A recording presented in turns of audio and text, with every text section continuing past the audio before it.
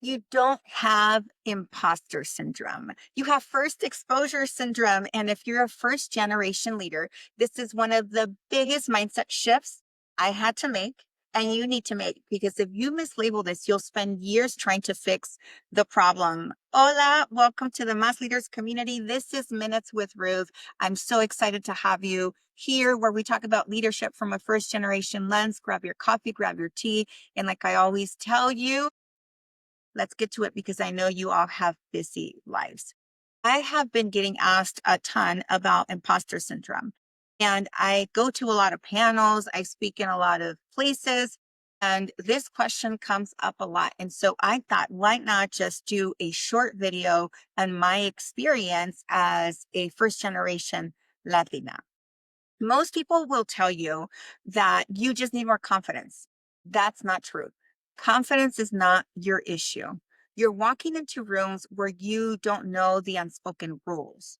And you and I know there are unspoken rules. You've never seen decision making modeled. You weren't taught how to communicate in these environments. So, what happens? Your brain fills in the gap with doubt. This is what first exposure looks like. You start questioning things like, should I say something right now? Was that too much? Do I sound smart enough? But not because you're incapable, but because you're calibrating in real time, like thinking of everything that's going on. You're learning the room while being in the room. And that's a different level of pressure. This brings me back to when I started in financial services 18 years ago. And I walked into an office and I had no idea all of the different terminology, all of the different things that happen within financial services.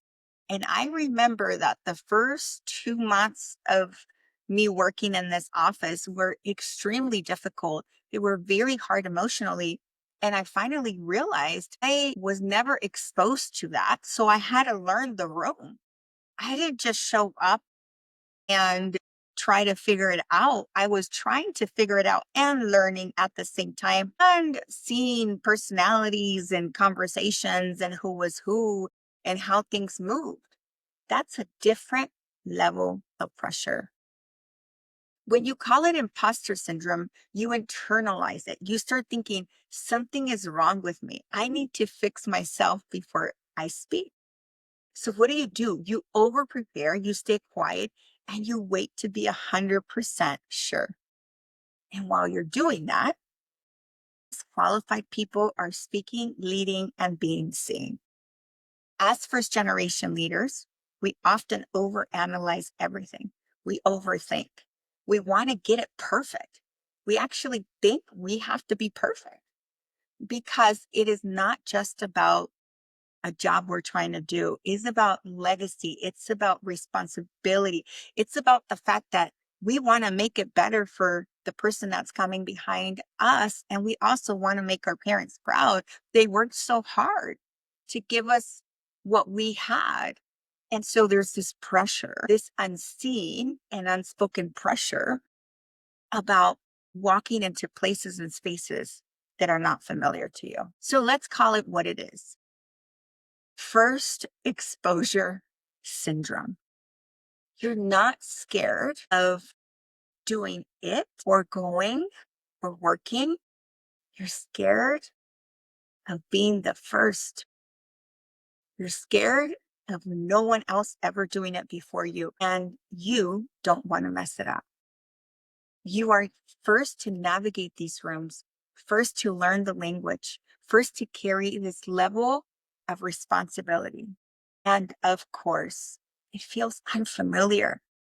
Unfamiliar doesn't mean you don't belong. So here's what you need to do differently. One, stop waiting to feel ready. You will not feel ready in new environments. Speak anyway. And I know that could be scary. Look at it has been scary for me to start a podcast. It's a new environment. But my why is so much bigger than my fear, then I'm able to step into my calling and my purpose. It doesn't mean you're not going to be scared. It means you're going to do it despite the fear because your why is so much greater than the current feeling you have. 2, shorten the gap between thought and voice. If you think it, say it with intention, not perfection. I understand we think a million different things before we're going to speak. But if you have something to say, be intentional about it. And oftentimes, what you have to say is very important. So I want to remind you of that. And 3, normalize discomfort.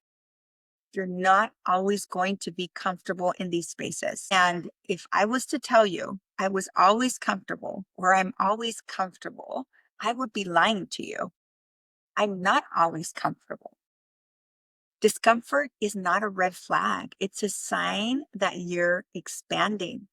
It's a sign that you're growing. So do it anyway.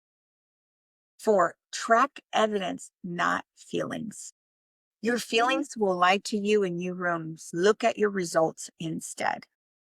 I speak to so many leaders across the country, first generation leaders, leaders that are the first to be the executive vice president of this company and lead this many people. And oftentimes they tell me, Ruth, I feel this way. I'm about to go into a board meeting. And, I have a lot of friends too that have high positions and we build a really good relationship. And they often tell me, I'm feeling this. And I remind them, why are you there? Your results is why you're there. It's not your feelings, it's your results. And if you have something to go off of, are those results. So you're not an imposter. You're the first one learning how to exist in spaces your family has never seen. And friends, that's not weakness, that's leadership. So lean into your leadership. Lean into your calling, lean into your purpose. And I want to leave you with this. You're not alone. You are not alone. There are so many of us navigating what it is to be a first generation leader, what it is to enter these spaces, what it is to outgrow these spaces, what it is to be seen as valuable. So you're not alone. Lean into your community, lean into your group, and go do what you're called to do. Thank you so much for being here today. If this helped you in any way, subscribe, comment, share, and I hope I see you next time. Have a wonderful day. Gracias.